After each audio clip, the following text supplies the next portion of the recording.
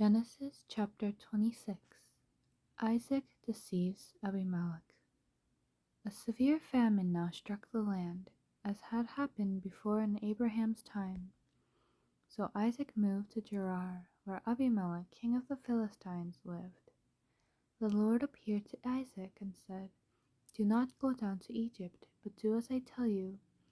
Live here as a foreigner in this land, and I will be with you and bless you.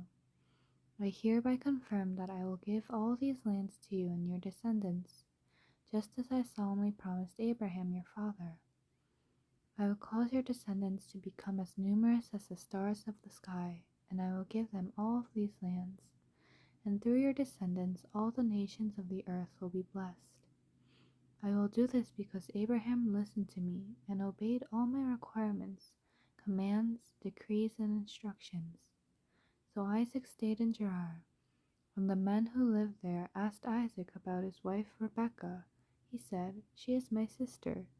He was afraid to say, "She is my wife."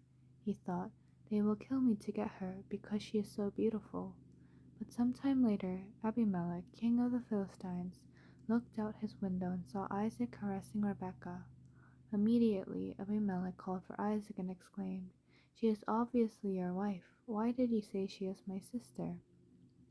"Because I was afraid someone would kill me to get her from me," Isaac replied. "How could he do this to us?" Abimelech exclaimed.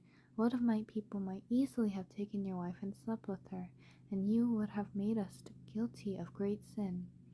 Then Abimelech issued a public proclamation: "Anyone who touches this man or his wife will be put to death."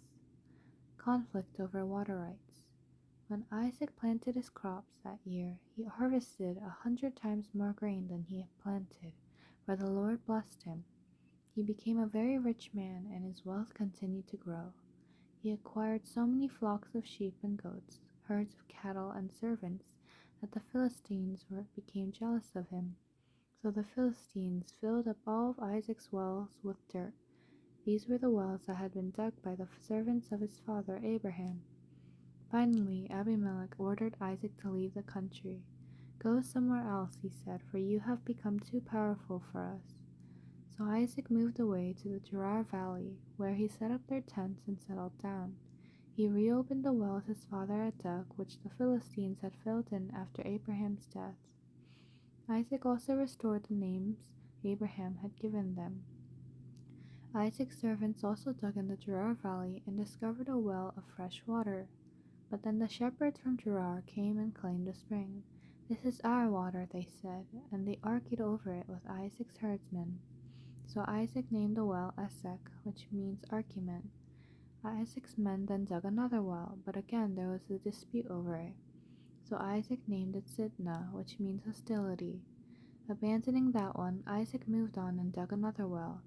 This time there was no dispute over it, so Isaac named the place Rehoboth, which means open space, for he said, "At last the Lord has created enough space for us to prosper in this land." From there, Isaac moved to Beersheba, where the Lord appeared to him on the night of his arrival.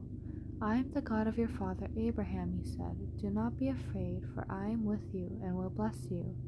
I will multiply your descendants, and they will become a great nation. I will do this because of my promise to Abraham, my servant."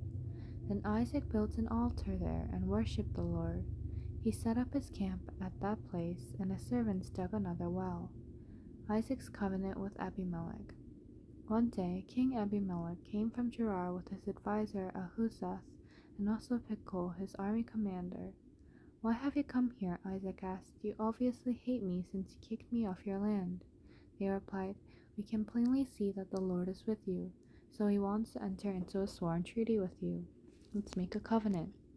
Swear that you will not harm us, just as we have never troubled you. We have always treated you well, and we sent you away from us in peace. And now look how the Lord has blessed you."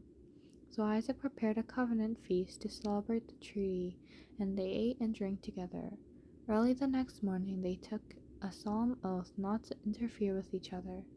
Then Isaac sent them home again, and they left him in peace. That very day Isaac's servants came and told him about a new well they had dug. "We found water," they exclaimed. So Isaac named the well Shibah, which means oath. And to this day, the town that grew up there is called Beersheba, which means Well of the Oath. At the age of 40, Esau married two Hittite wives, Judith, the daughter of Beeri, and Basmath, the daughter of Elon. But Esau's wife made life miserable for Isaac and Rebekah. End of chapter 26.